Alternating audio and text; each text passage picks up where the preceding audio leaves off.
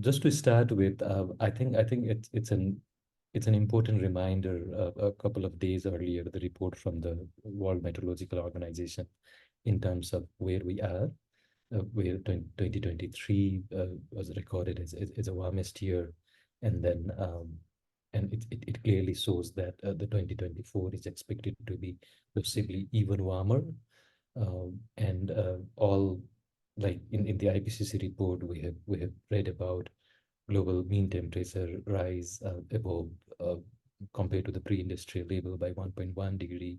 So the latest science shows us that we are almost near to the target that we have set in Paris. This has been further amplified by other processes like El Nino. So I think this all clearly signifies where we would be heading and how important it is to materialize, to implement the decision that we have taken, in particular, the decision on loss and damage fund.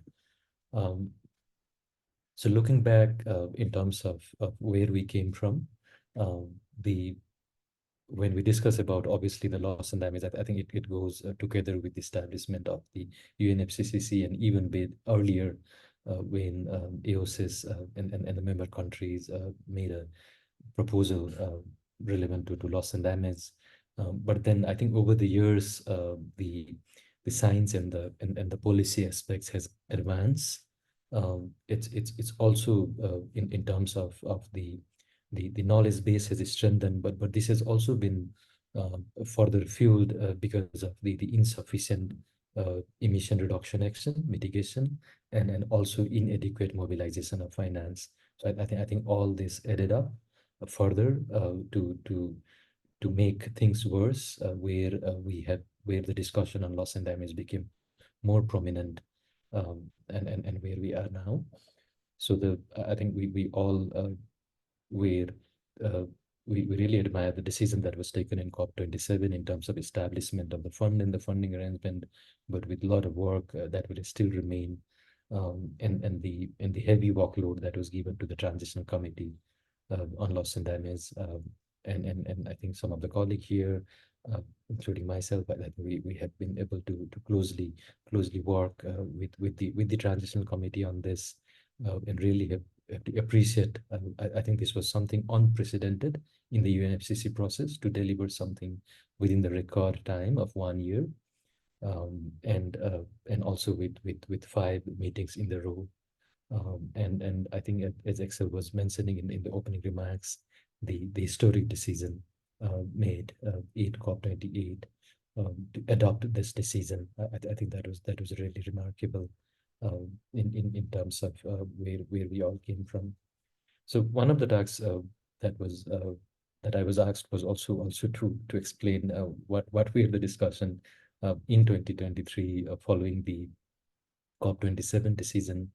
Obviously, there were many, but I think like the much of the discussion obviously focused in terms of the institutional setup. Yes, where the funds should be located. Yes, we landed on the decision on the World Bank, but obviously that's not the free check. There are conditions that I will also explain later. There was a lengthy discussion in terms of the scope of the fund. Yes, what exactly it will be supporting the extreme events, the slow onset events, the economic non-economic losses, and other broad range.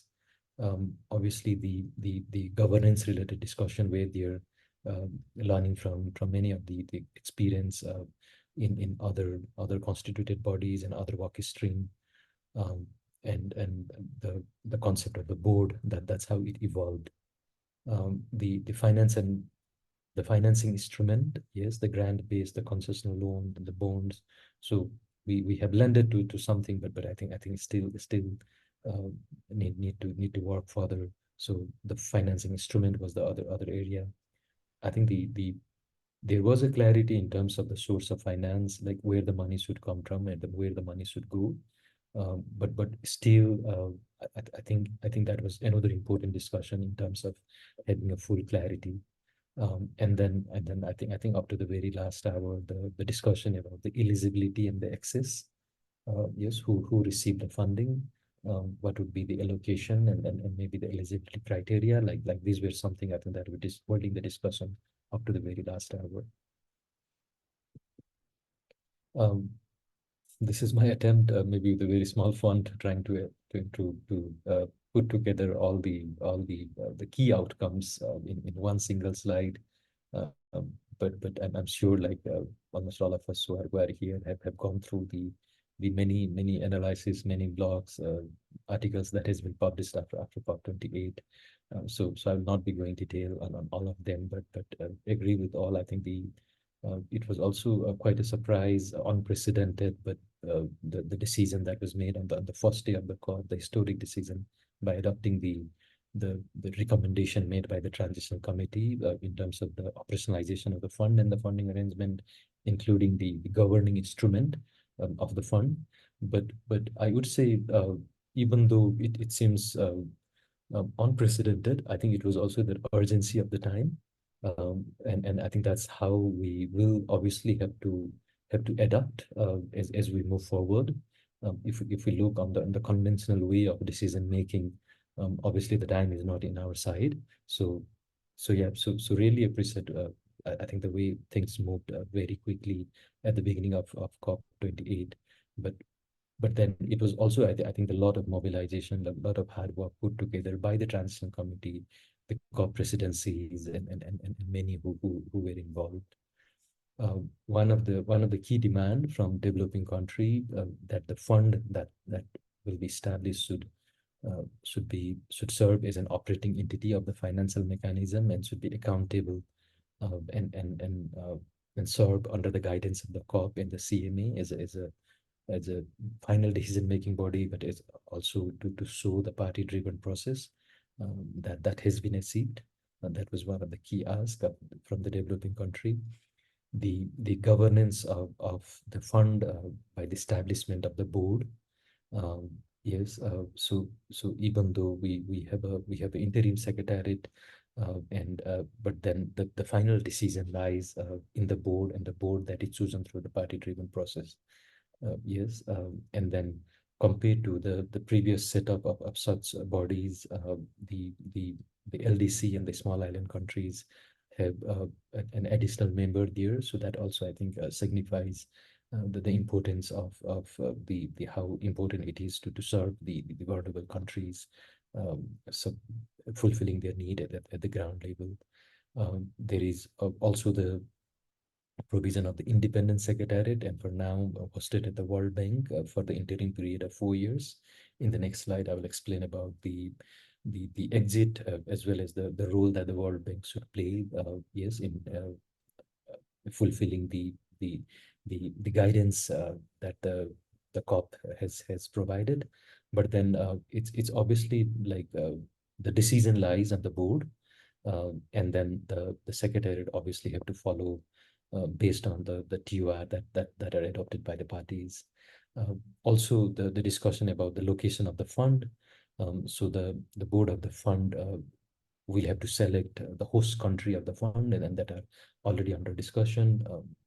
To our knowledge, I think about 3 countries have already shown interest. So as soon as the board meet, I think this process will move forward to give a legality to the board, and it will be hosted in one of the member country. Then the scope of the fund. So there are obviously different, like a additional provision, the addressing the variety of challenges associated with the adverse effect of climate change. One of the first bullet, which does not really speak about loss and damage, and it's very broad, but then it further builds on by referring to activities related to responding to loss and damage. Then it further unpack to that the scope of the fund will also be addressing the economic and non-economic loss and damage. Also, the fund will be supporting the response plan, the displacement, the relocation. So some of the key asks that the developing countries have put forwarded. In terms of the source of finance, where under the heading of the financial inputs, there is an interesting provision that it's not like who can like where the money come from, but the fund can receive contribution from wide variety of sources. So this was also one of the example that the adaptation fund faced the challenge in terms of receiving the money.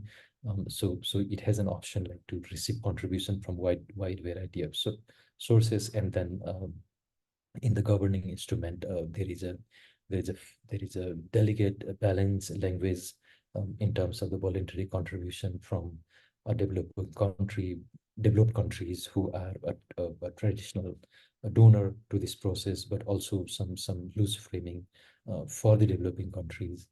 So has been like quite a delicate balance on that, which was decided up to the very last hour. And then learning from the Green Climate Fund, obviously there is also a periodic replenishment for every 4 years. Also the board to work on the resource mobilization and the strategy plan. In terms of the eligibility, I think this was something the developing countries were united from the beginning, that the developing countries that are particularly vulnerable to the adverse effect of climate change. So this kind of provides assurance for all developing country, and then there are I think further provision in the allocation, trying to make sure that no one is left behind. And then in terms of the access modalities, this was one of the key asks in terms of the direct access, the difficulties that the countries have faced from the existing funds and the financial mechanism. So there is a strong reference of direct access, but also an interesting reference that we didn't see in the other fund, that the subnational, the national, and the regional entities can also receive the fund, including the small grant for communities. I think that matters a lot. And also there is a provision for the international entities, the way I think we have seen in the GCF. Um, s- and I think it was mentioned earlier in the opening remarks. The UNFCCC website has put this place tracker where we have, I think, now seen nearly 700,000, 700 million being placed as of now. And it's good, like the way it is being updated, that gives us a full information of where the funding places are being made. But obviously uh, these are these are really small amount compared to the need that countries have. Maybe very useful in terms of the start, but obviously will not be sufficient in terms of what is needed at the ground. Um, so this was one of the blog that we published just before the COP, to explain how the fund, uh, what how the flow of the work will be there in 2024, but also up to the next 4 years in terms of World Bank hosting the interim secretariat. And this was also useful to explain that it's not an open invitation to the World Bank, but includes three different movement where the World Bank will have to conform, and the final decision lies on the board in terms of confirming whether all the criterias, the condition that has been set up are met or not. So, sorry. Yeah. So the obviously the first one would be like within this first 6 to 8 month, the World Bank will have to confirm whether it meets the condition that has been set up by the COP28 decision. And after we receive that confirmation, the fund board will then confirm, and the World Bank will start its role. But if the criteria are not met, then there is a process to start looking for the new host. We do understand this will be difficult, but there is a clear criteria on that. And then again, by the end, by the COP, the fund board will have to check whether all the conditions are met or not. If the conditions are met, then the term start in terms of the World Bank hosting the fund for the interim period. If the conditions are not met, then the countries can take a step to set up an independent fund at COP29. So there is this check and balance process. Uh, then then the independent performance assessment also remains there over the due course of this the 4 year interim period, where the board will be looking at the whether the performance has been adequate or not, and the World Bank will have to confirm in provide the performance-based report where the board will be working on it. And then if this is met, then obviously the World Bank will be continuing to host the fund where the further decision will have to be taken later at COP33. So some of this timeline, I think we still may need to reconfirm. This is our assessment reading at the decision that has been made at COP28. There were also obviously additional decision on loss and damage at COP28, and all of this have a strong linkage, a strong synergy with the loss and damage fund. So has a very important role. The Santiago network on loss and damage, the decision on the host for the Santiago network, which was pending, has been decided. It's been chosen, the UNDRR and the UNOPS consortium to lead this. There is already a call for the nomination of the advisory board, which is on due. And soon the advisory board set up, the Santiago network will start functioning and has a very important role to provide the technical, the advisory support at the country level, where I think the countries would be needing this to access the resources from the fund. Also the global stocktake, which was a key movement at COP28. The developing countries were able to maintain a separate section on loss and damage that further support loss and damage is a third pillar, even though the mandate were interpreted very differently from the beginning. There is also a clear acknowledgement in terms of increased loss and damage, in the increasing loss and damage and the significant finance gap to address it. And then also a recognition that the need for the urgent and enhanced action to support averting, minimizing, and addressing loss and damage. But also that there is no clear call for contribution. I think that's what we were lacking on it. And then there was a call in terms of the loss and damage gap report, which the developing country we didn't receive. Yes, that was not agreed.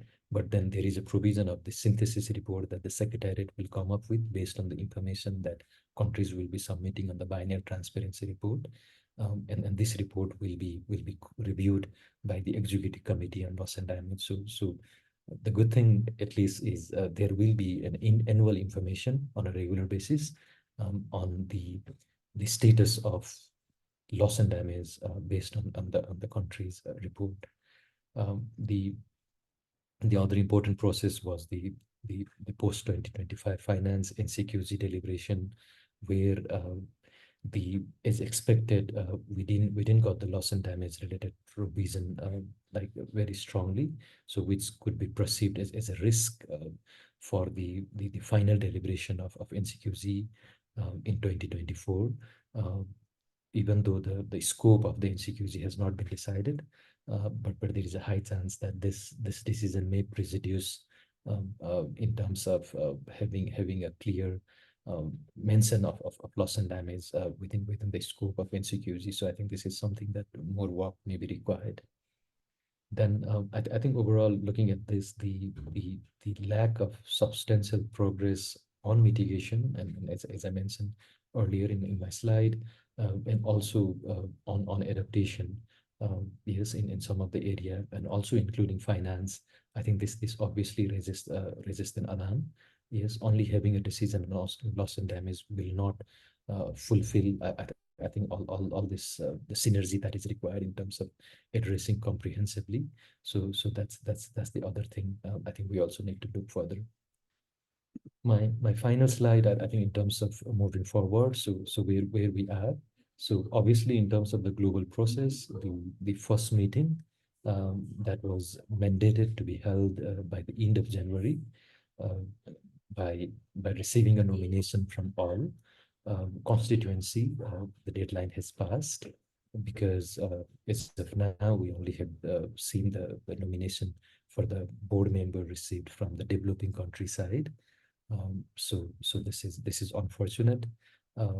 So obviously this can be delayed further. So something that the board meeting will have to be held, I think, as early as possible, and maybe no later than the first quarter But then also, I think this first board meeting should start working, maintaining the momentum that we have seen from COP27 and COP28. It can't work on a traditional way that usually in the first meeting, we have seen the committees, they adopt their term of reference and then slowly start the work. But I think in terms of the urgency that we have seen, in terms of the report that we have received from science, and in terms of the need that countries have on the ground, uh, the committee, the board should start, I think, working on an unconventional way.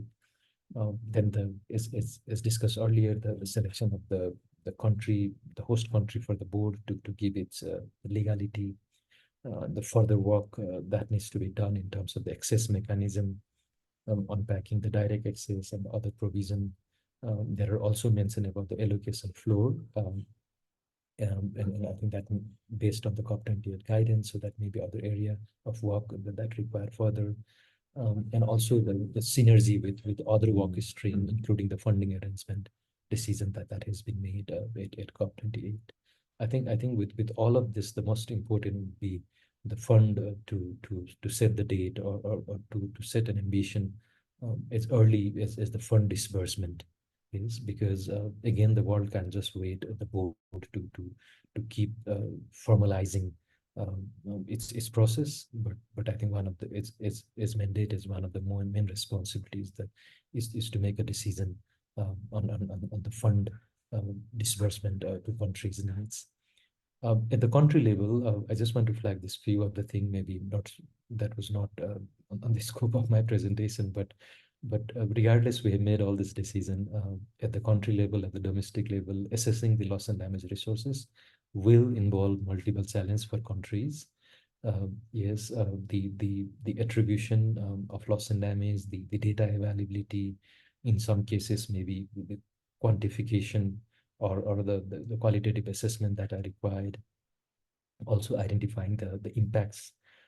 So obviously this also signifies that the board uh, cannot look at the look on the traditional way, the way that the other fund decisions are being made. Yes, other funding decisions are being made in the other financial mechanism for the fund. So these challenges will have to be acknowledged. But at the country level, and these are some of the role I think the research organization or even the Santiago network and many other can play to support the countries in terms of the research study to inform the policy process, the attribution science, the need assessment in terms of loss and damage. And I think after COP27 and COP28 decision, we have seen a record number of organization interested and has been contributing on this. Also, I think the countries need to start working quickly on setting up appropriate domestic institutional setup, and the policies and the interagency coordination that are required. For example, in many of the countries, the disaster authorities are the one, but they may they may only look at the one angle of maybe an extreme event. So what about the slow onset event that countries are facing, or what about the other areas like the impacts in the agriculture, the loss and damage, yeah, across the area. So it should not be that the early mover and the country is having the higher capacity would be the first to take advantage, the way we have seen maybe, for example, in the Green Climate Fund. So this would be a risk for countries whose capacities are less and may be left behind. So this may be something that we may have to consider collectively as we move forward. I will stop here, and then yeah, we'll be happy to respond later if there is anything. Thank you. Thank you very much, Manjeet, for that very comprehensive overview of the outcomes of the COP28 with regards to loss and damage, and like with all the issues around the location of the fund, as well as how this would look like at the country level. Yeah, we have quite some questions posted in the chat, so I think we will collect some of them and you can address them. We have one question from Benito Mula, who asks, which other countries have put themselves forward to host the fund? So far, he mentions we have Barbados and Philippines. Do you have any further insights on this? And maybe I'll just collect 2 or 3 questions that you can answer at a go. We also have someone who asks about the conditions that the World Bank has to meet within the next 6 months in whether or not it can host the fund. So maybe you could highlight some of this, as well as what, with regards to the nominations to the Loss and Damage Board. So we know according to the decision text, the countries were supposed to nominate board members until yesterday, 31st of January, as well as convene its first meeting. Do you know about the process for the nominations and any insights as to with regards to the delay in the nominations? So I think it's nice if you can start with those 3 questions.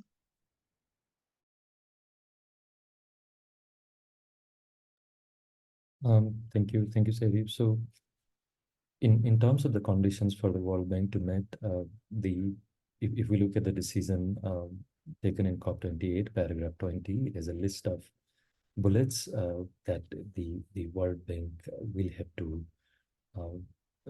fulfill. Yes, and that further expands with the list of the governing instrument. Yes, which set a clear process in terms of how the funds should be set up, and also like if I just read like a couple of lines, like they ensure the full autonomy of the board of the fund to select the executive director of the fund at the level of the seniority set by the board. Also establish the fund to establish and apply the own eligibility criteria. So reading at many of these criteria, one thing that we can confirm is the decision, the top decision making will still lie at the board. Yes, which will be established through this process, and looking at like all the other conditions that has been set up there. It also gives assurance in many aspects that the World Bank will have to set up a separate like maybe an office within it. So it's not a traditional way of World Bank working.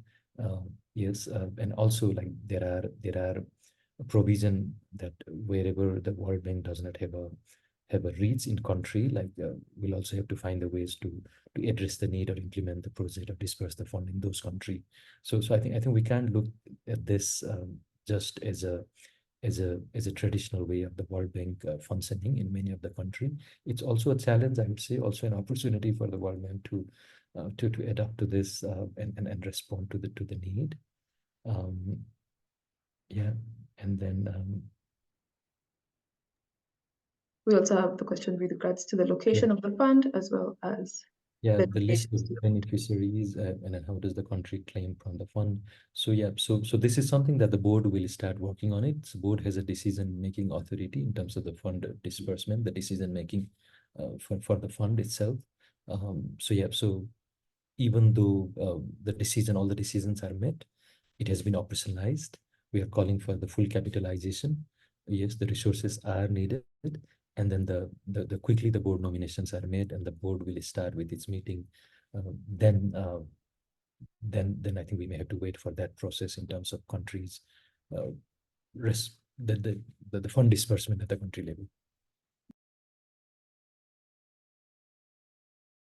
Thank you. And maybe, do you have any comments on the board composition? That was a question, and the process towards nomination to the board.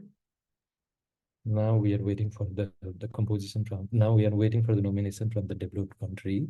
So you must be aware. So the nomination from a developing country with the 3 regional group, Asia Pacific, GORLAC, the group of Caribbean countries, and then the African countries have already submitted nomination, including least developed country group and the small island developing state.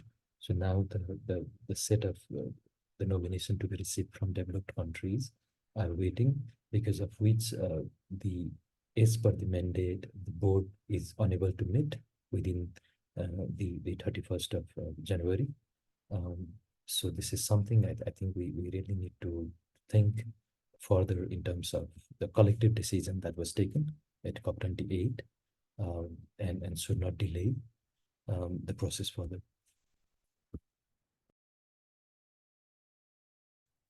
Thanks a lot, Manjeet. I see several questions here with regards to access to the funds. Maybe just having the benefit of foresight, I say we hold on to these questions and they'll be addressed also within the panel discussion. And yeah, thank you, Manjeet. And I think at this moment we should go to the next presentation. The next presentation is by Max Schmidt. Max specializes in the nexus of climate development, energy, and finance and perspectives. And he works mostly on identifying strategies for transforming negative climate finance into positive climate finance, including loss and damage finance, which we're gathered here today to discuss. I'll hand it over to you, Max. Please go ahead and start sharing your screen. Okay, thank you, Sherri.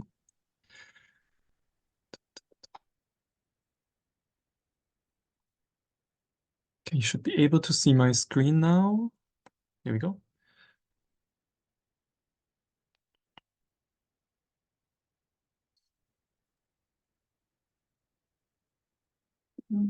Maybe you could make it full screen.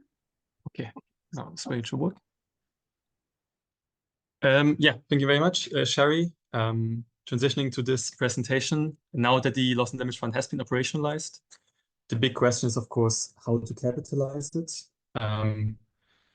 And in a way that the Loss and Damage Fund becomes a robust, responsive, and well-resourced fund. And I would like to thank Manjeet for very interesting comments, including on last year's discussion on sources of finance, financial instruments, and the agreed on text that the Loss and Damage Fund receives contributions from a wide variety of sources. So this is why you're here, and this will be the topic of this presentation. It's based on a report that we published in October last year, before COP, and also before the fourth meeting of the Transitional Committee, to which we submitted this report. I will start with the question how big the loss and damage funding gap is. There's a few numbers circulating. A landscape of promising loss and damage finance instruments as we did our research on them, assess them in the third step, and lastly, suggest some ways forward in implementing them this year and over the coming years. The COP28 cover decision had various text parts on loss and damage finance. Overall, despite this historic and unprecedented decision of operationalization of the fund, we have to say that the final text is fairly diluted with regards to equity and common but differentiated responsibility. However, on a more positive note, the last bullet, the third bullet you can see here, is very explicit on the problematic interconnection between loss and damage that's already occurring, debt and development, mutually exacerbating each other. The numbers that you've probably come across at some point over the last few years, also often being used by the UNFCCC, for example, have been compiled by the researchers Macanja and colleague Gonzalez Aquino, ranging from, by 2030, from around 300 billion to around 600 billion. And of course, increasing further to up to $1 trillion occurring loss and damages by 2050. More recently, Julian Richards and colleagues provided a set of numbers considerably higher than Macanja and Gonzalez Aquino's, starting with 400 billion that is already occurring, and already occurring in 2020, not 2021, 2022. These figures are likely higher, and further increasing to up to 600 billion USD by 2040, and up to 1.2 trillion to 2.2 trillion by 2050 and beyond. So up to 2 times higher than estimates by other authors. As was mentioned before, voluntary pledges have been made at COP28 and before. This compares, however, to no less than 0.2% of the actually current needs. If one compares it to a floor of 400 billion USD, which we've also used in our research report. I'll get back to that. And we have to consider that we still haven't achieved this international climate finance target of 100 billion per year by 2020. And very importantly as well, adaptation finance has recently been decreased. That was tracked for this 100 billion target, which means that occurring losses and damages in the near future, at least, are likely to be higher than the numbers even stated here as baselines. As I said, building on the publication by Richard et al. And shortly after the publication of the synthesis report on loss and damage by the Transitional Committee in May, we started our research on the most innovative and promising instruments. Based on extensive desk research, we participated at COP27, of course. We were also participating online and in person at TC meetings and workshops over the course of the last year. And after a couple of months and as repeated internal discussions, came up with an initial list of 10 instruments. You can find them in Richards et al. In the mentioned synthesis report. But there's some overlap, but it's not the same instruments for reasons I will state in a bit. And we've included aviation levies. Please note it's a plural because there's a variety of proposals out there. Carbon pricing, similar, it's a set of instruments, including emissions trading schemes and carbon taxes. Catastrophe bonds, so this is insurance instruments, debt for climate swaps, financial transaction taxes, which are already being used in 30 legislation worldwide. Fossil fuel extraction levy, on the other hand, still more of a theoretical construct and not yet implemented. International shipping levy, you're certainly aware of the discussions at last year's meeting of the International Maritime Organization, and a certain block of countries firmly behind it, but a bigger block, a very diverse block, we have to say, of ship-faring nations, developed and developing countries, opposing it for now. Special trawling rights, similarly very high on the agenda, including President Macron's Paris Summit for the New Financial Pact in June last year. Subsidized catastrophe insurance, again, this is an insurance measure, but just other offers would. For us, this is more considered part of a wider risk layering approach and package.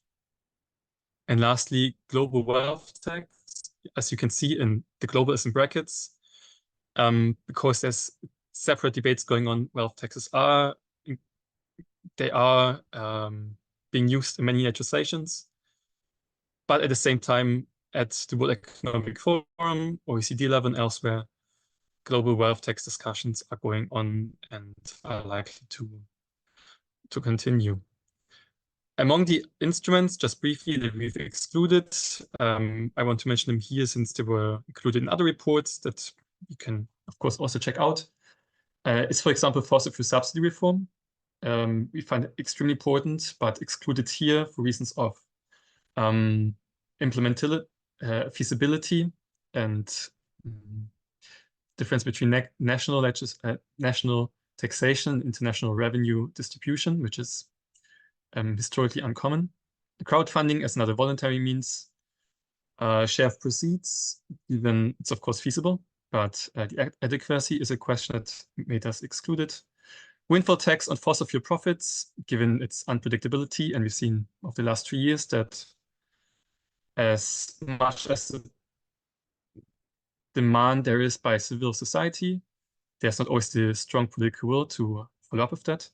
And lastly, legal instruments, given that our focus here is on financial instruments, but we are firmly aware of approaches such as climate resilient debt clauses and would, of course, promote and further loss and damage discussions as well.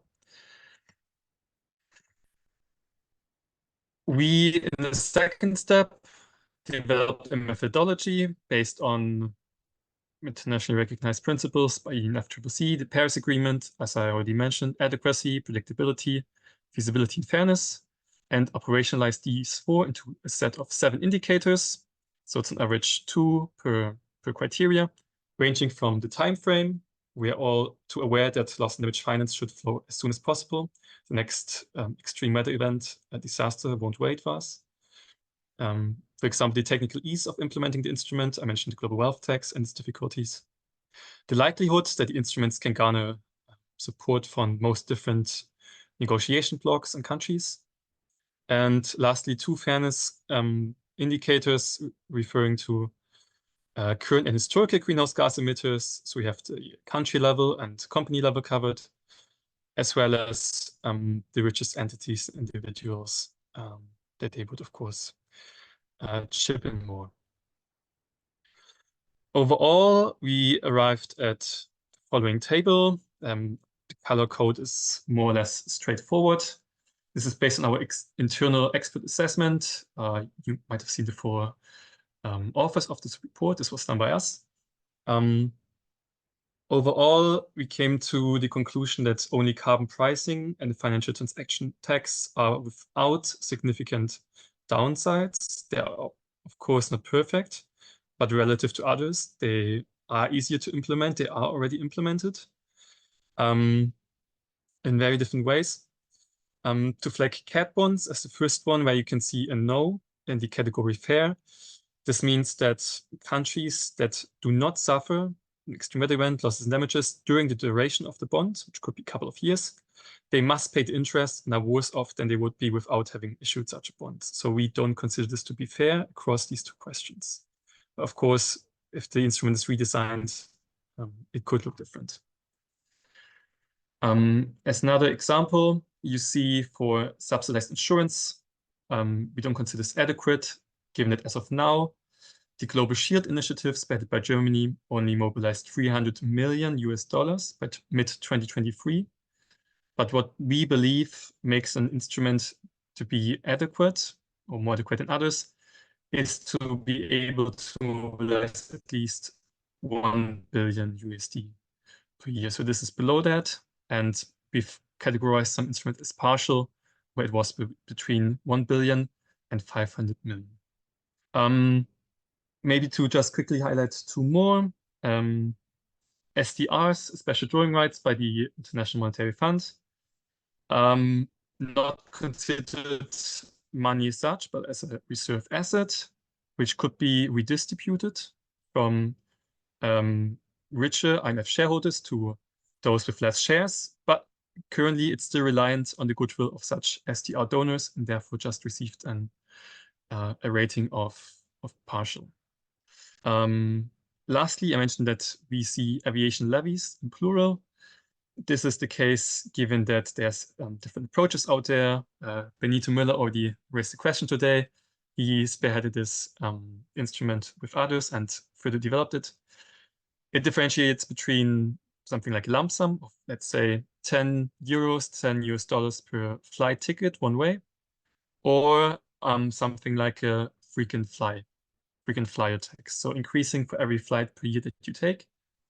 And one form of this aviation levy is already in place. It's a lump sum one and used for Unit 8. So not for climate reasons, but health reasons.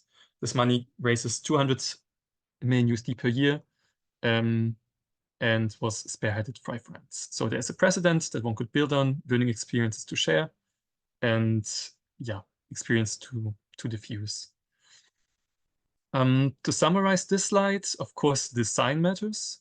The tax rate, coverage of sectors is important. We've seen shipping, we've seen aviation, civil aviation. The design might increase the acceptability of some instruments, but it could at the same time decrease the adequacy, of course, or vice versa. A few percentage points or fractions of percentage points for the financial transaction tax, for example, could make a crucial difference. We're not speaking about billion here, but getting even close to $1 trillion in annual differences. And also, the shortfalls of some instruments could be to some extent compensated for if they were part of a concerted effort. So this is, a ranking, how it could look like. But if these instruments are put together, they could compensate for each other's weaknesses and strengthen each other more. This is the most obvious with insurances and taxes in combination. Very briefly, because this is a bit overwhelming, this slide, I'm very well aware of this with all the different colors. In order to back up our own internal expert assessment, we've also reached out to close to 300 international loss and damage finance experts in the course of August 2023 and asked them to participate in a short survey. The result overall is fairly similar to our internal assessment. However, we have to flag that in the end, 31 experts participated, but we could include only 27 of those for reasons of not filling out the whole survey, for example, which therefore limits the results of this overview a fair bit. However, I also want to stress that as far as we are aware, this was the first such attempt of a systematic scoring, and we would encourage researchers in the audience, of course, to continue this work. The biggest difference that we spotted here compared to our internal assessment is that the global wealth tax was overall rated the lowest, whereas we rated as sixth most promising. Of course, we're not aware of the precise reasons. This is an impression of almost 30 experts, but no open questions as such were asked or reasons given. Financial transaction tax was ranked much lower, 9th compared to 2nd in our case. You can see some answers in red for reasons such as low predictability, just a scoring of 3.3, or questions related to the feasibility of it. Compared to others, this is significantly lower. And lastly, DFC swaps have been ranked here much higher, 2nd compared to 8th in our own internal assessment. So this expresses some preferences of the experts, but of course it could also be related to the survey design, and happy to answer a few questions on this. Lastly, 2 more slides on ways forward. This year will be a decisive year for sure. We have seen at COP28 that there can be a massive political will to overcome the resistance of significant and powerful interest groups, including mostly developing countries. Reforms of the international discussions on the reform of international finance architecture will, of course, continue, as will such on a potential UN Convention on Tax. And of course, the NCQG in the course of this year. And we would make a strong case to mainstream, to embed loss and damage finance discussions across the three, and join coalitions of the willing already being put forward by Barbados, Colombia, France, and Kenya, and see where they are leading us. As mentioned before, a combination of financial instruments will be inevitable, especially to address sudden and slow onset climatic events, as well as economic losses and damages, and what I haven't stressed so far, non-economic losses and damages in the short and in the long.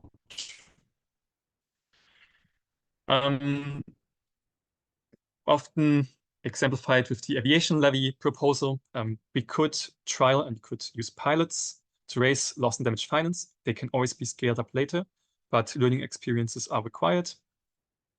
And the same holds true for carbon pricing, making sure that they are earmarked to revenues for loss and damage finance. And this can then also go into the loss and damage fund or outside, of course.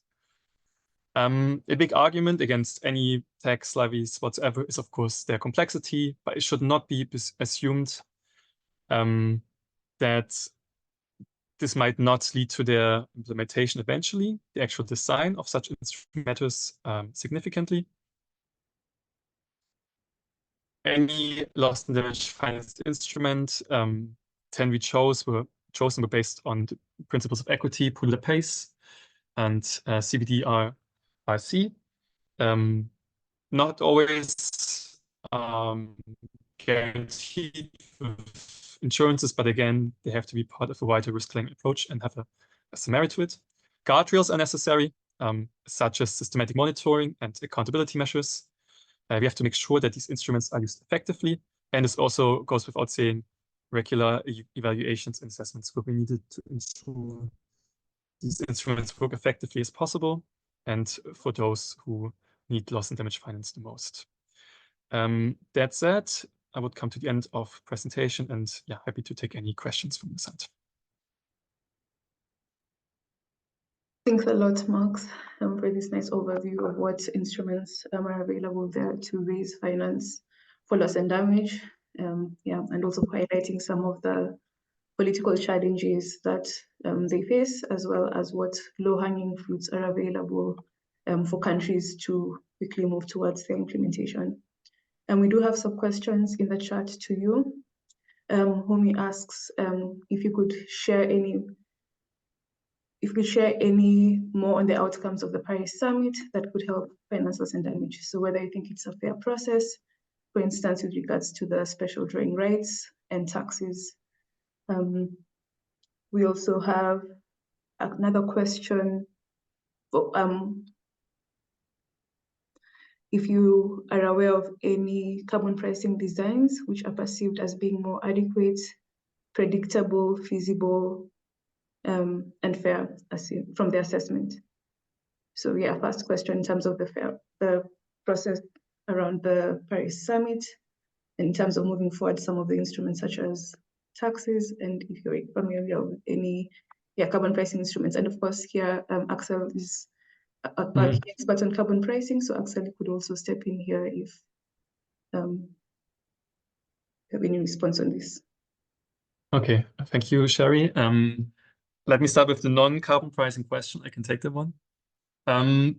Regarding the Paris Climate Finance Summit, there was a dedicated announcement. It was not a pledge as such, and I think it's important to highlight, to eventually donate, if that's the right term, SDRs, valuing $100 million to lower income countries.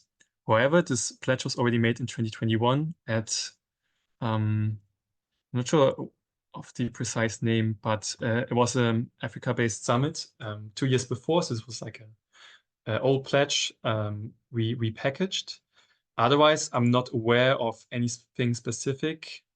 There has been a roadmap being developed, and it's publicly available for up to September this year. But I just checked it again. I see no explicit reference to losses and damages, but it's relating to the wider reform of the international financial system.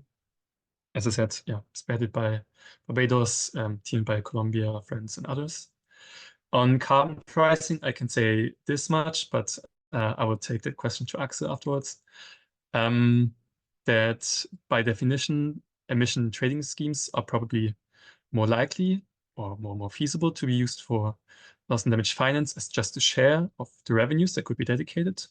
Whereas for domestic carbon taxation, the issue would be, of course, you tax national legislation, and the expectation of population would be, of course, that some kind of redistribution takes place to them. We see it, for example, in Austria with a new climate benefit. But in theory, of course, some share of this could be dedicated to loss and damage finance as well. That said, I will hand over to Axel for some more specific answers on that. Well, of course, with regard to carbon pricing, one would definitely have the issue that the most predictable carbon pricing approaches are probably not the most fair ones. But of course, the fair ones are politically very difficult to get agreed. So we'll always have a tension there. And I don't think that one can overcome it easily. Of course, if there is social pressure to address the climate change problem like we saw from Fridays for Future, that may increase the general willingness of populations to accept carbon taxation. And then, of course, the second question is, how can you actually convince the population to send revenues from your domestic carbon pricing scheme to others? Again, that is, of course, politically always highly challenging. Over the last decades, we've always seen that sending money abroad is not seen as particularly attractive. So it strongly depends on good preparation of the political ground and the willingness of various and the key layers of society and civil organizations to actually accept this. And unfortunately, I currently see a lot of counter-push. Currently, people think that they are suffering from many crises, from the actual distribution of incomes and wealth becoming more and more unequal, even in industrialized countries, and therefore the willingness to provide funding to vulnerable countries in the South is going down, to be very frank. So I don't think that we have an easy solution at hand there. Thank you. Thank you, Axel. One last question to you, Max, is about the coalition of the willing. So I see that the question is how the selection of countries that you present were arrived at. Do you want to give some background context to that? So you mentioned Barbados, Colombia, France, and Kenya as being part of the potential front movers with regard to the implementation of these more promising or innovative instruments. Yeah. Of course, dating back to the Bridgetown Initiative, the capital of Barbados, 1 or 2 years ago, and not explicitly dedicated to loss and damage, but I would say at least implicitly very strongly, and also discussing other measures such as debt for climate swaps, conditional, unconditional debt relief. And interestingly, it was seconded first by France, and then Colombia joined after a change of government in 2022 with current President Petro, and more recently William Ruto of Kenya. So this is, I'm not sure to what extent it's a formalized coalition, but we see the same names popping up in most different events, and are fairly optimistic that in NCQG discussions, for example, I mentioned UN Convention on Tax. These 4 countries and others will come together as well to push for this wider international reform of the financial architecture. But this is nothing particularly just for loss and damage, of course. I think it's more of one of the big issues to cover. I saw one interesting question. I think you asked this, Sherri, but I didn't address it before, on maybe something like which instruments would be the most feasible, most interesting for developing countries. And I could quickly bring back on one slide, if that's useful. And there was this one.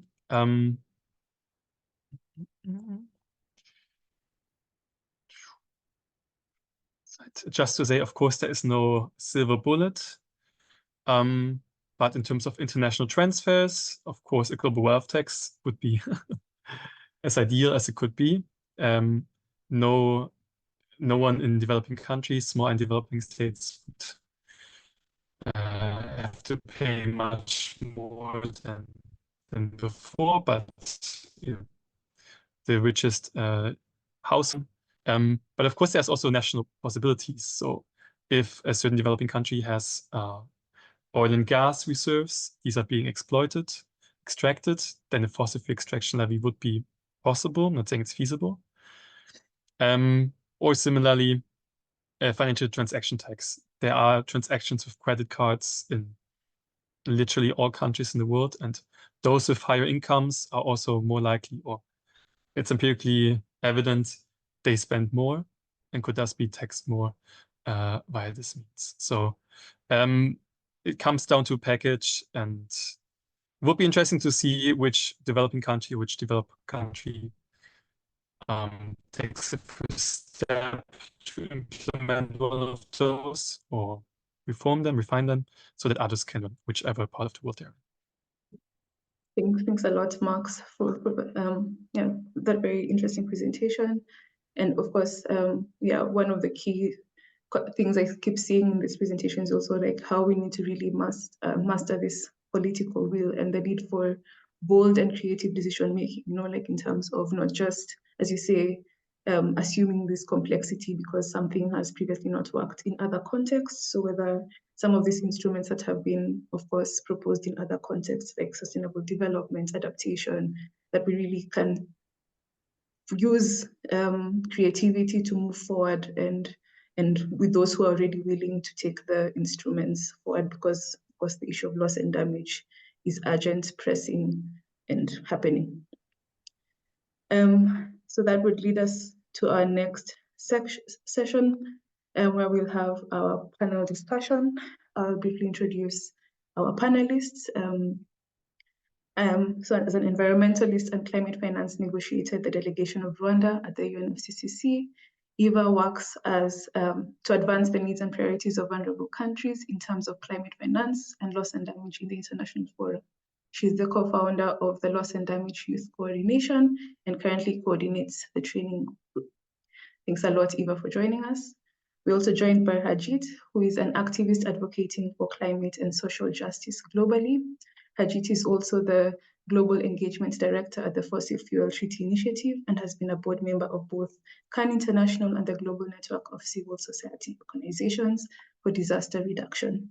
He currently serves as a member of the United Nations Technical Expert Group on Comprehensive Risk Management under the Warsaw International Mechanism for Loss and Damage, which is of course one of the streams that's addressing loss and damage under the Climate Convention. We also joined Memi Shai, who is a research fellow with the Climate and Sustainable Program at ODI. He's an experienced specialist and practitioner in national and environmental law, policy, and governance. Previously, he has served as a policy officer with the Department of Environment of Antigua and Barbuda. And in this post, he was responsible for international and domestic environmental law and policy matters, which includes climate finance, loss and damage, which is particularly important for our conversation today, and including serving as a lead negotiator of climate finance for the AOC's group and an advisor of the SEEDS member at the Transitional Committee for Loss and Damage. Thanks a lot for joining us. And finally, we're joined by Zoha, who's a scientist at the Stockholm Environment Institute, working in the Equitable and Transitions Program, whose research focuses on the intersection between climate and development. Thank you all for joining us on this session. I think the previous speakers have really highlighted what happened at COP28, and that while we came to the decision to operationalize the fund, there's still so much that needs to be done in terms of actually concretizing the work of the board, for instance, as well as really getting the funds flowing to those vulnerable communities who are at the front lines of climate change. So to start it off, Harjeet, it was agreed that the World Bank will be the interim host of the Loss and Damage Fund. We've already seen the conditions that they have to meet, as well as the potential exit strategy out of the World Bank in 2028, depending on these independent assessments that will be done to see whether they meet certain criteria. In your opinion, what are the pros and cons of having the World Bank as the host of the fund, just given its previous track record, as well as managing other financial intermediary funds? Thank you very much, Sherri, for having me. Can you hear me properly? Yes, we hear you loud and clear. Great. I'm going to build on what Manjeet has already presented on how World Bank was given this interim role and what our concerns are. As climate justice movement, as activists, we don't see any pros, only cons when it comes to World Bank taking up this role. But I must mention that in the last year or so, the kind of push that came from developed countries, for developing countries to agree to have World Bank as the interim host was tremendous. And developed countries have been saying that getting World Bank to be the trustee as well as host of the new Loss and Damage Fund will ensure that there is going to be much more speed in setting up the fund, and also the kind of experience it brings. And from their side, it was much more about also recognizing the infrastructure that World Bank has in terms of managing large funds, and also the financial mechanisms through the intermediaries that it has been managing. And they did argue that it's going to ensure rapid operationalization and disbursement of the fund. They also mentioned that World Bank has established system of risk management, for example, or due diligence that would be definitely required to review the proposals so that and funds are managed much more prudently, and to also avoid misallocation or appropriation of resources. There was another argument that was made that if we get World Bank to host this fund, it will also help leverage additional funding, because that's what this bank is all about. And various sources, and including private sector investments, are going to come because of the role World Bank plays and the kind of relationship it has with the sector. Having said that, it's all to be seen, because we have barely started and World Bank is yet to accept all the conditions. As Manjeet said, there are several exit points for the World Bank if it doesn't really follow the conditionalities that have been put forward. Now, from our perspective, why we have been opposing and what challenges we see, first of all, is the equity and justice concern. Clearly, if you look at how World Bank has acted over the last few years, in its approach to development, and looking at from the perspective of most vulnerable nations, the kind of conditionalities it has put while providing loans or grants, which has been a very tiny part of its financial support. And those conditions have not been in favor of most vulnerable countries and developing nations, rather have been serving the interest of its shareholders, that's major donors. And this is where the third concern emerges, the governance and control issue. To some extent, developing countries have tried to pin that down by putting those conditions that it's the Loss and Damage Fund board that will override all the decisions and that will have the ultimate authority. However, the concern remains, because major donor countries, same countries, rich countries, are the shareholders of the bank. So which means that the control is going to be there in some form or the other. The fourth challenge, I would say, is the business model of the World Bank itself, which relies heavily on loans and not grants. Whereas when we talk about loss and damage finance, it's about grants. We know that even in case of adaptation, loans are not going to be feasible, because we are talking about supporting vulnerable countries and communities. And in case of loss and damage, it's not even morally prudent to even expect communities to accept loans and then repay to rebuild their lives, which are affected by increasing climate disasters caused by the fossil fuels burnt largely by rich countries, if you look at it cumulatively. So that's another challenge. And then, of course, connecting that to fossil fuels, the track record of the World Bank itself is really flawed. It continues to support fossil fuel-based development, to the extent that last year there was an analysis which brought out this calculation that World Bank provided $3.7 billion in trade finance to oil and gas projects in 2022. So that's where World Bank is. So on one hand, we're asking World Bank to support communities who are facing climate impacts. On the other hand, it is adding fuel to the fire by supporting fossil fuel projects. So these are the major concerns. And again, as I said, we are yet to see how World Bank agrees to all those conditionalities that Manjeet mentioned, and how those conditionalities are then going to be turned into policy mechanism to make sure that they are met when it comes to the governance of Loss and Damage Fund. Thanks a lot, Manjeet, for highlighting these key issues there that also not only affect like the justice part, but also just the more operational aspects for the World Bank as host of the fund. And maybe this is an opportunity for Mishai to further like concretize then how would the World Bank organize, or rather engage with these conditions? Are there any opportunities to change its track record, or to adjust its operational model to then make it suitable for this, now that we find ourselves in the position that it is the suggested host for the fund? Yeah, thanks a lot, Sherri, and I hope you can hear me. And thanks to colleagues for their presentations before. So I think just to kind of like step back as well, and build on what Manjeet was talking about with the conditions that were provided to the World Bank. Essentially, there are kind of four main areas that you can bucket the different conditions. So first of all, there's an overarching bucket, where, as Manjeet was highlighting, there's ensuring that there is the full consistency with the hosting of the fund by the World Bank with the governing instrument, so the constitution of the fund. In addition to that, there's somewhat of a qualified supremacy clause of the fund's governing instrument as relates to if there's any conflicts with the World Bank's policies. However, the qualification is where appropriate.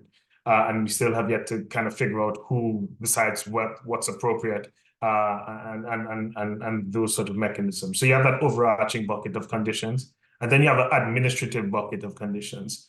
One that deals with, as Manjeet was highlighting, kind of the qualified condition of making sure that the board has full autonomy to select the head. However, it's qualified by the HR policies of the World Bank. So again, you see this clashing of the two sort of regimes of the bank as well as the UNFCCC. So that's one. The next is about reasonable and appropriate cost recovery for hosting and sort of trustee fees.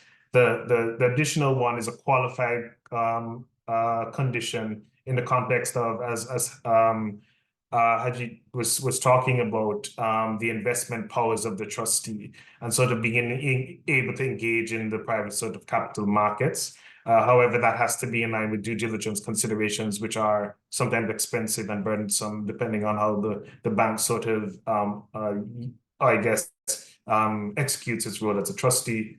In addition to that, you have a discussion on another qualified administrative condition that focuses on the ability of the fund to receive contributions from a wide variety of sources, and Manjeet highlighted that.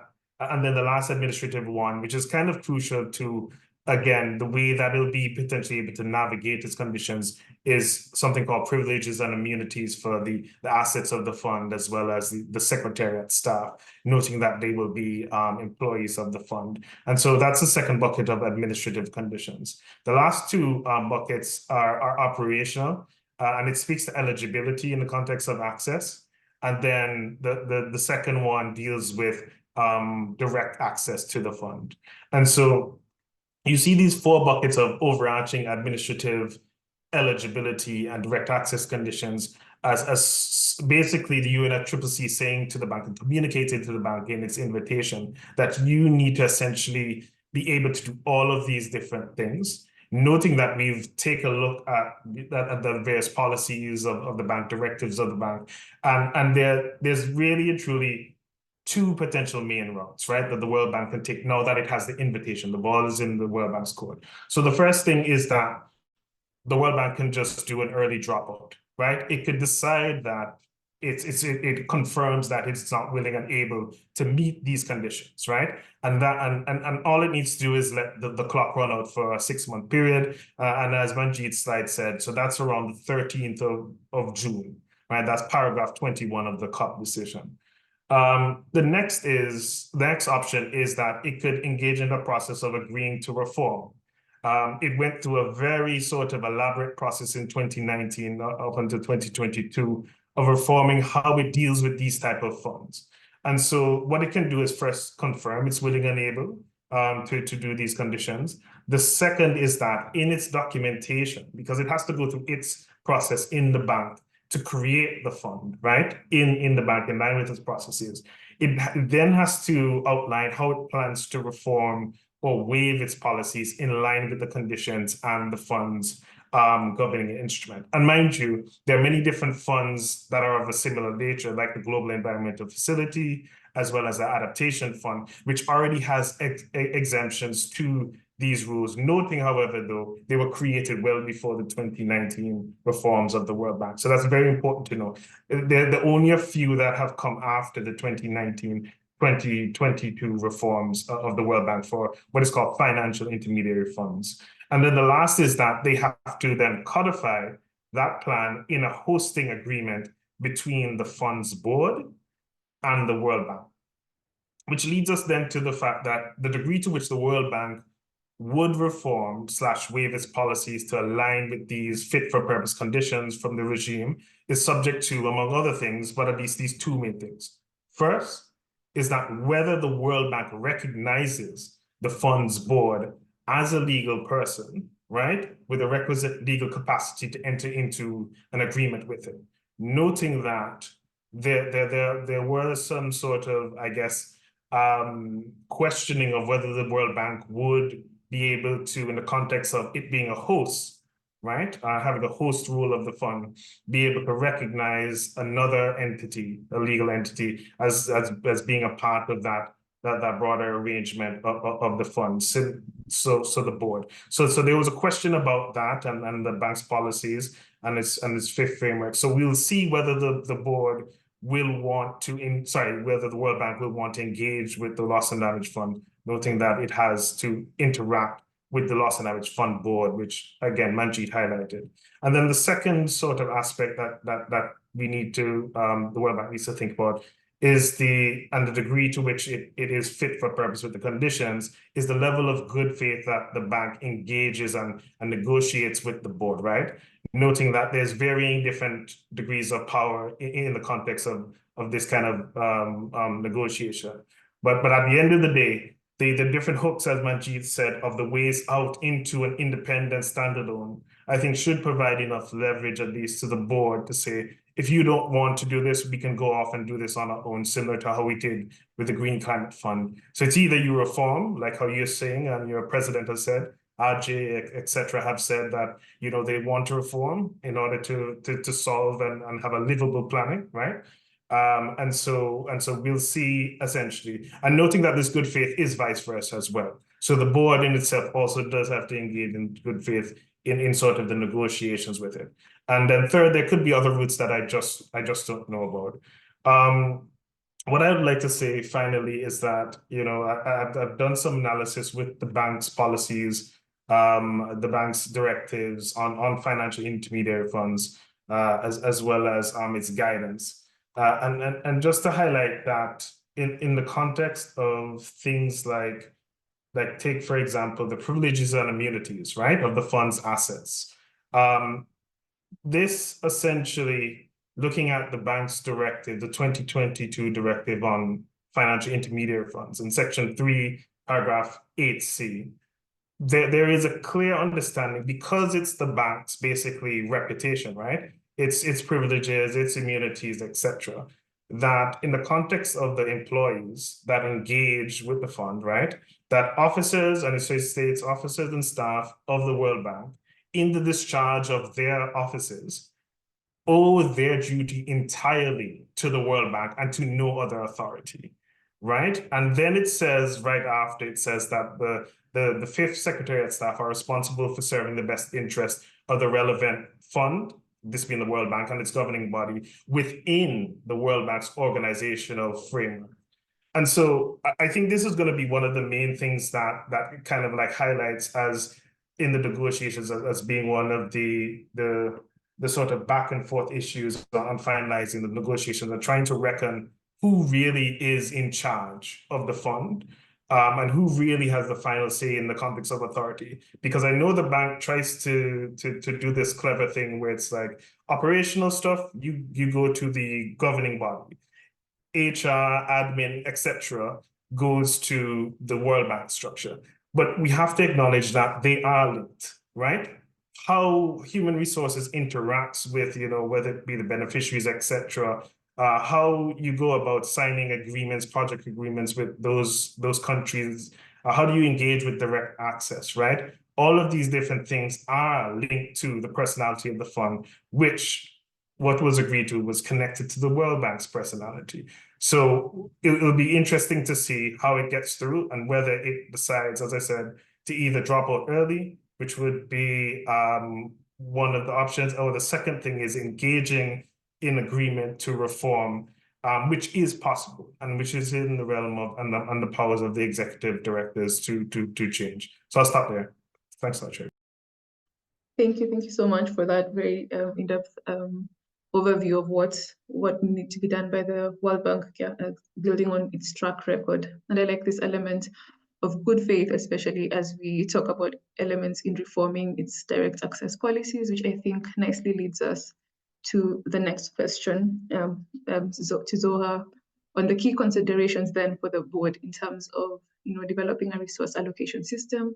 Manjeet mentioned earlier that this was one of the open questions for the board, and was was particularly controversial during the Transitional Committee meeting deliberations. So how then can they develop a system that is not as restrictive or too restrictive for certain countries, as well as really ensuring this thing has been consistently mentioned, moving with speed and urgency, because again, the climate crisis is not waiting for us. Sure, thank you so much. So I'll highlight kind of 5 key considerations for allocation based on our research. The first is around eligibility requirements to access funds. We know that historically within the climate finance architecture, the stringent accessibility requirements or access requirements for existing climate funds has been a key barrier to a lot of countries accessing climate finance. And so a key consideration for the loss and damage fund is that countries that do not have the capacity to meet accessibility and due diligence requirements should not be left out of the eligibility criteria of the loss and damage fund, since they're also the ones that are most vulnerable and least likely to receive funding from other sources. So one way to do that could be that the fund could establish specialized windows with lower access requirements for smaller countries or countries with low capacity or conflict-prone areas, with smaller amounts of funding, with lower access requirements that are then scaled up over time as countries demonstrate that they're able to meet those requirements and manage and utilize the funds appropriately. You could also have lower due diligence requirements for accredited entities that are already accredited to other funds, such as the GCF or the Adaptation Fund, for example. So they have to follow less of an entirely different procedure to access funding from the Loss and Damage Fund. And you could also have specialized windows for local NGOs to be able to access funds directly. And I'll talk a bit more about that later. Secondly, in terms of the mechanism for distribution and allocation, I think this will be particularly key because we know, just based on the initial pledges and historically, that the amount of funding that is going to be available will not be enough to meet the full scale of the needs. And so there will need to be some kind of system of prioritization for where the funding actually goes, taking into account a number of different factors. We know that the text says something about, a certain proportion going to SIDS and LDCs, but those are not, the only vulnerable countries. And then there's also a question of which country can be defined as particularly vulnerable and what particularly vulnerable really means, taking into account not only physical vulnerability and exposure, but also socioeconomic context and vulnerability, adaptive capacity, capacity to pay, historical responsibility, and so on. And in this case, I think the determination of where the funding goes will also be tied to the actual mechanism for distribution. So for example, if the fund decides to have a trigger-based system, which we have heard some developing countries call for example, if an extreme weather event like a flood occurs, which leads to damages that account for a certain proportion of the country's GDP, that would automatically trigger funding to flow from the Loss and Damage Fund. That is one approach which could potentially, sidestep the question of predetermining which countries are most vulnerable and have it more on the basis of these events as they are occurring. But, has been opposed by developed countries, particularly because of accountability reasons. And, it's a different approach than applying formally for a project that is assessed in terms of its suitability and having funds being provided that way. Another approach to get around this question of vulnerability could be based on rapid needs assessments. So the fund could, for example, require that in order to access finance, you have a needs assessment that is conducted in the country of where finance would be most needed, what it would be used for, what activities would it be used for, which communities or areas are most hit and most vulnerable, what has actually been lost and damaged following the event, and that could be used as a basis to access the funding. Rather than, like fully fledged proposal development, you kind of have an assessment of the needs, and that would be used to provide funding more for the medium to longer term, I would say, whereas the trigger-based system could be more for the immediate term, for example. So yeah, I think that mechanism of access, whether it's project-based or and the mechanism for distribution would also determine where the funding goes and whether it actually reaches the most vulnerable or not. Third, our research has also shown that loss and damage finance is different from other forms of finance, and that it's likely that programmatic and flexible approaches are likely to work much more effectively than a project-based model. So instead of having a time-bound project over a couple of years to implement something that then ends, we know that loss and damage realities continue to shift and change on the ground. And so there's a need for much more flexible finance that is, provided over a longer period of time and gives much more autonomy and country ownership to country governments to utilize the funding according to their own national loss and damage plans and priorities.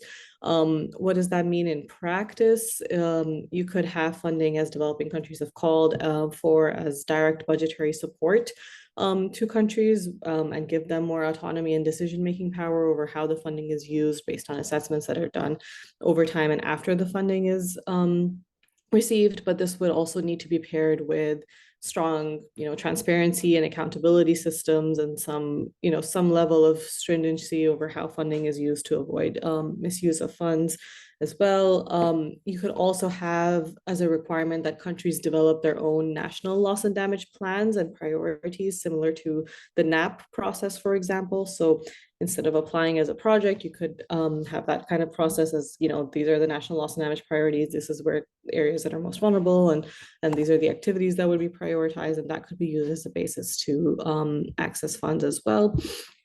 And then fourth, we've also found that in addition to that finance that flows to governments, which could be used more for, large scale recovery and rebuilding and infrastructure projects, for example, there's also a need for more targeted, smaller scale funding that directly reaches the local level and reaches particularly vulnerable and marginalized communities who have been most affected by loss and damage, because they are often left out. And we know from existing data that climate finance often does not reach the most vulnerable on the ground.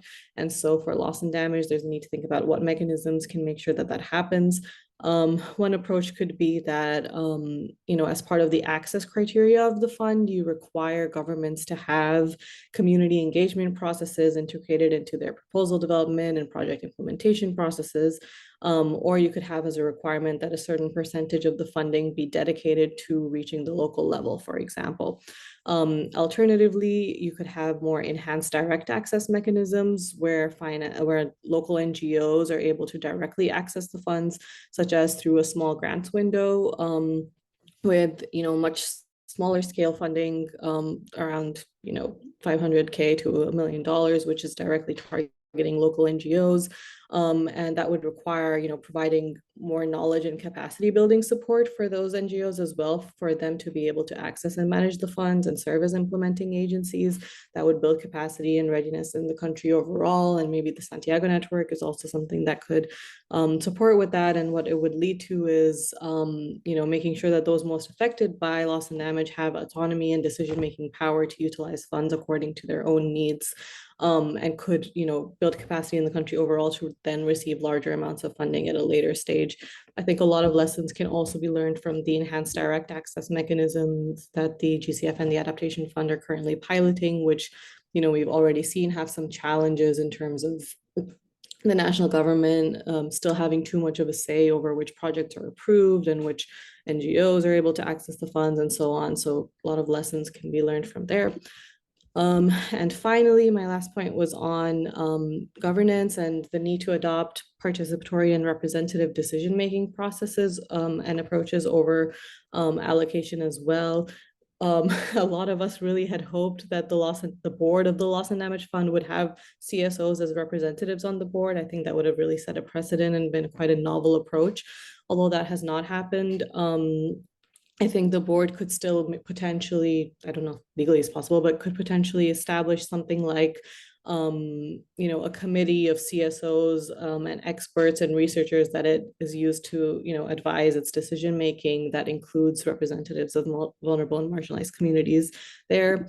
I think there are also ideas of, for example, multi-tiered governance. So in addition to the board, you could have more regional or thematic governance structures at the national or subnational level that are more responsible for the actual decisions of distributing funds to the subnational and local level and actually deciding how the funds are utilized once countries actually receive them. And so making sure that there are much more participatory processes at that stage as well. So I think I will stop there unless there's any question or something I'm missing. I think we can move to the next question, and then we can collect all the questions all together afterwards. Thanks a lot, Zohar, also for this next level, after on one hand, we have the issue of mobilizing the funds, but also like then what happens with the funds on the ground. So I think that nicely ties that together. The next question then would go to Eva. So the Loss and Damage Fund governing instrument provides for the engagement of stakeholders from women, indigenous peoples, youth, and other environmental groups as observers in board meetings and related proceedings.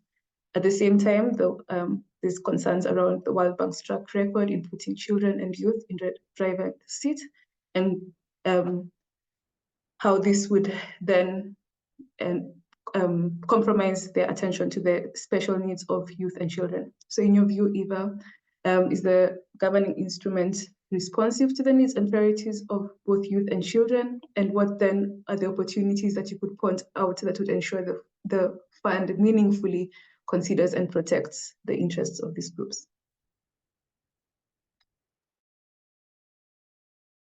Thank you so much. I think, as was said, to have been amazing if the board members had seat allocation for children and youth representative on the board. And I think the crucial part is that to ensure that the access modalities of the Loss and Damage Fund will be as inclusive as possible to youth, and they'll be able to have direct access to the fund. For example, having like a special allocation for action to address loss and damage by youth and children, they have that special allocation, and also have like different reports to know how many activities were funded to protect youth and children, or how they have been able to take part in accessing the fund. And I think one of also our advocacy was to make sure that the Loss and Damage Fund meet the needs and address the existing gap. And as mentioned by others, the gap between pledges made at COP28 is not near enough of what's really needed. And it's important that we ensure accountability to deliver on those pledges that were made, and that there will be like new and additional finance and more pledges, and also that these funds will be also have like will be also grant-based. Thank you so much. Thank you so much for that very good intervention. And really, of course, as custodians of the future, I really think that this is one of the things that the board should take into consideration, as well as the World Bank, just making sure that the youth can really have more meaningful contributions, because of course there's a lot more to offer for them. And also the research has shown that they are really a vulnerable group with special considerations being needed to be made there. I think one of the things we are yet to address is really the more controversial issues around finance. Maybe I'll bring back Harjeet for this, where we of course see that the decision did not, or COP did not manage to secure a commitment by developed countries to take the lead in capitalizing the fund. So yes, while we have received some contributions to the fund, they are not nearly enough to address the funding gap that was also well highlighted by Max. So there is a possible risk of the fund remaining an empty shell. And of course, this ties to the wider issues around the availability of climate finance based on the trends that we've observed in the past. So do you think there are still some opportunities where the fund can really make sure that adequate and predictable finance can be made available and delivered to the vulnerable developing countries as well as communities? Sure, Sherri. So we all acknowledged the progress that we saw at COP28. both in terms of getting decision on the day one and the kind of pledges that came. Of course, they were nowhere near the scale, as Max quoted in the Guardian report, where it was just 0.2% of the current needs, and that too on a conservative level. And especially large emitters, historical emitters, or the biggest historical emitter like the US, providing 17.5 million, which is a pittance compared to its fair share. So clearly, all rich countries have to step up to provide finance which is based on their fair share of responsibility. Now, Max presented a menu of options to raise resources and through innovative financing mechanism. And we all have been calling for innovative finance. But let us also recognize that these innovative mechanisms and sources must not replace the need for budgetary support that should come directly from governments. We need a combination of that. And that will make sure that, as you asked, Sherri, how it's going to be more predictable and adequate. And that combination is really important. And we can estimate that how putting a levy on financial transactions or shifting fossil fuel subsidies can provide, but then the base has to be public finance.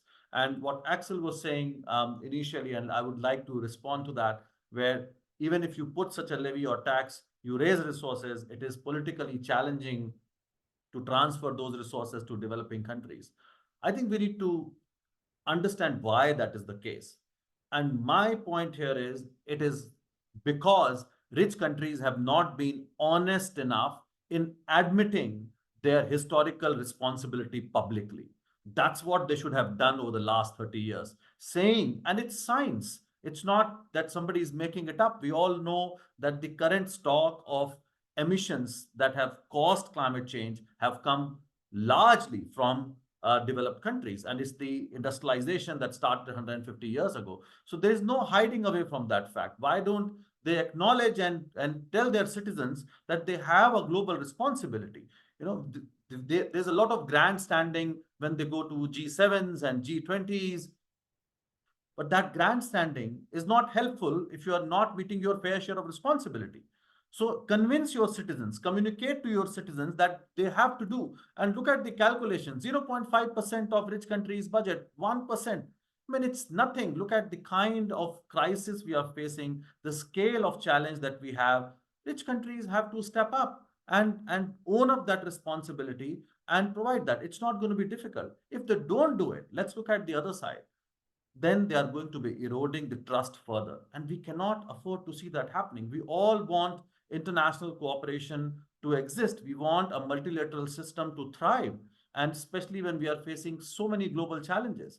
So rich countries have a lot of responsibilities on their shoulders, and they need to be honest enough and bold enough that even in these pressing economic times, they have to acknowledge their responsibility and act as per their fair share. Thank you so much. Axel, would you like to have a direct response there? I would invite you. If not, I would address Mishai. Okay, well, content-wise, I fully agree with Harjeet. I'm just seeing the experience on the ground. I'm living in Switzerland, a very rich country. The population voted down taxation for greenhouse gas mitigation. So now the government tries to really get its way around and do some subsidy systems that are from the general tax system, which of course is then even, I would say, partially regressive. And so I would hope that we would see politicians who have the guts to do the announcement that Harjeet is saying should be done. And I would hope that the civil society organizations of all countries unite to push this. Friday for Futures has made policymakers in the rich countries listen.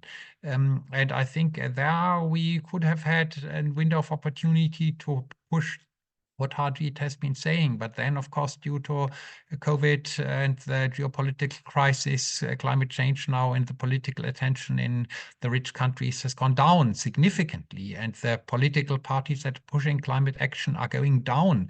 And even in countries where we historically never had right-wing, climate skepticism or climate denialism, it's now coming up extremely strongly. So sorry for being very realist here now, but I see really huge difficulties in this bringing in the discourse, which I wholeheartedly support, Harjeet. Don't get me wrong, but we need all hands on deck to push this discourse. Thank you. Thank you so much, Axel. Maybe just tying this conversation further to the wider climate finance debates that are going on this year. We know that at COP29 in Baku, Azerbaijan, that countries will be coming together to, agree to on, or hopefully agree towards a new collective goal on climate finance. And I'd just like to ask Mukayiranga here, what do you think are the repercussions of where we've reached in terms of the discussions on loss and damage finance, of course, based on what the contributions we've seen for those kind of debates this ahead of COP29 and at COP29. Yeah, no, thanks a lot. And to be kind of very short on it, I think the decision, both the decision from COP27 and the decision from COP28, the funding rearrangement decision and the global stocktake decision, it does provide the reality check that is needed, that the scope of climate finance cannot only be limited to the limits of adaptation and funding. Adaptation, noting adaptation has its scientific limits, right? Whether it be both hard or soft limits. So I do think that there is a general appreciation that the scope of climate change financing and therefore the NCQG goal will have to expand. I think it will come a part of the broader discussions and politics about the goal and the providers of the goal and the recipients of the goal, etc., that we saw in the context of trying to operationalize the fund and establish the fund.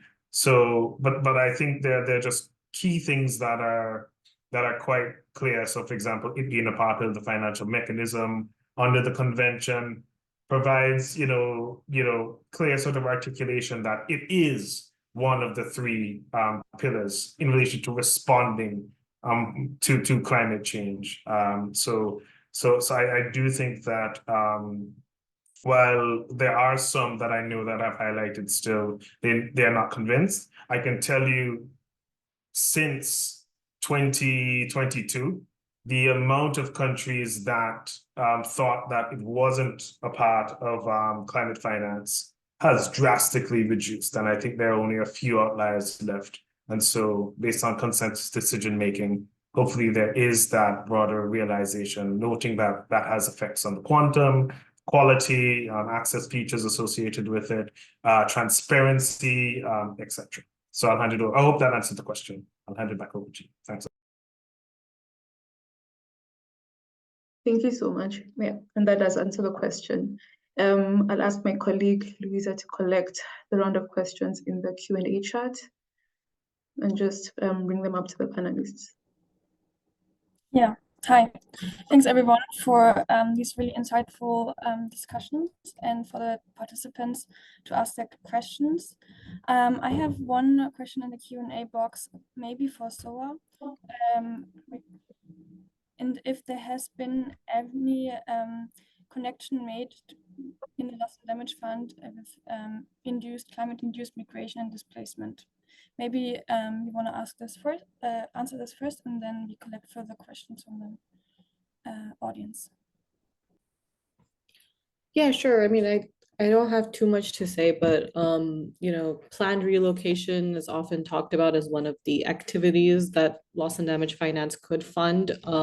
So it's talked about in that context. And then, of course, supporting communities and providing compensation and support to communities that have been displaced. There's also the issue of kind of non-economic loss and damage, such as the loss of cultural heritage and things like that, that come across once communities have to move places where they have historically been for a very long time. And we've seen that in some of our work as well, that you know, cultural ties have been a key barrier to communities moving or choosing to relocate to places where they're less vulnerable, even though they would be less vulnerable. So I think that is something that is important to address and talk about non-economic loss and damage.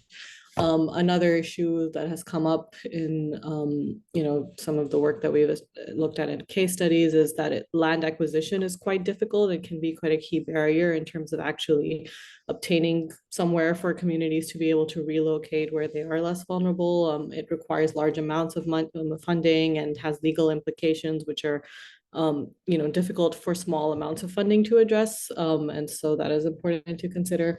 And then finally, I think there's also, we know that on the ground, the lines between adaptation and loss and damage are very blurred, right? And so I think when we're talking about migration and displacement and relocation, it's also important that at the same time as you're addressing loss and damage, you're also making sure that you are building resilience of communities as they are recovering or moving to a new place so that they are less vulnerable to future climate impacts and are able to adapt at the same time.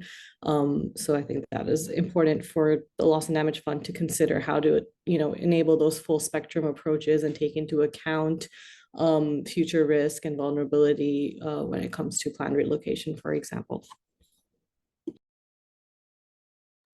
Thank you very much. That's very interesting. Yeah, looking at our Q&A box, we collected many questions regarding access to the Loss and Damage Fund, but I think we already covered most of these questions in the discussion. So I would hand over back to Sherri for the closing remarks. Thank you very much, Louisa, and I'm very happy that we've also managed to reach the ending right on time.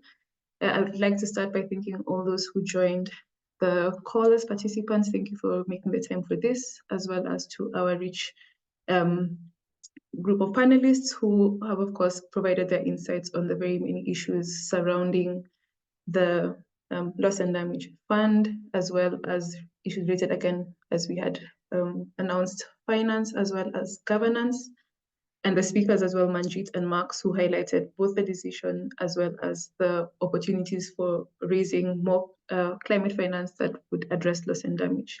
And I think what has struck me the most is that we've had repeatedly certain keywords around building trust, ensuring that we can move with boldness and creativity, that we'll need to muster a lot of political will. And we hope that we would be able to see the different political groups and interest groups really moving forward with the agenda of loss and damage this year, because as we've consistently also mentioned, we need to move with speed.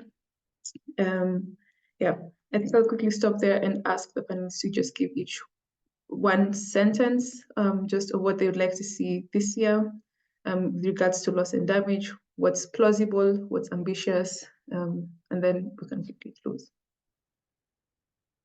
Would you like to start, Harjeet? Well, I would say we need to see the scale of money coming in and making sure that the way it's going to set up, it's fit for purpose. Because when we talk about such a fund, it's not just about responding to the current needs, but also making it fit for future. Thanks a lot. Would you like to go next, Soha?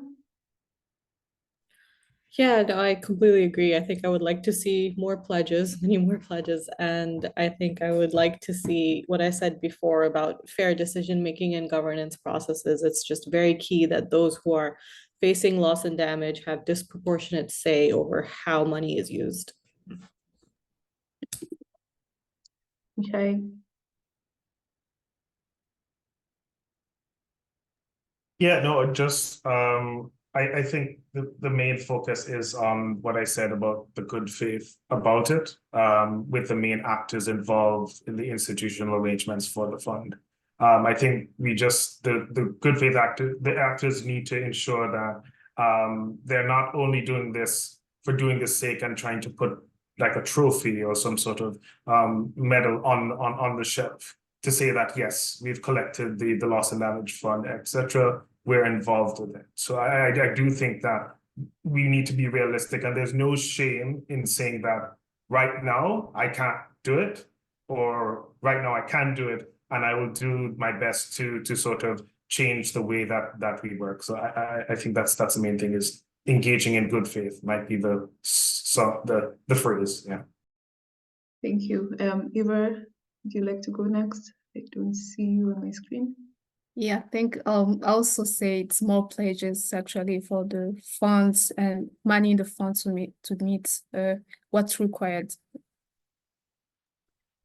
Thank you. So that brings us to the end of our webinar.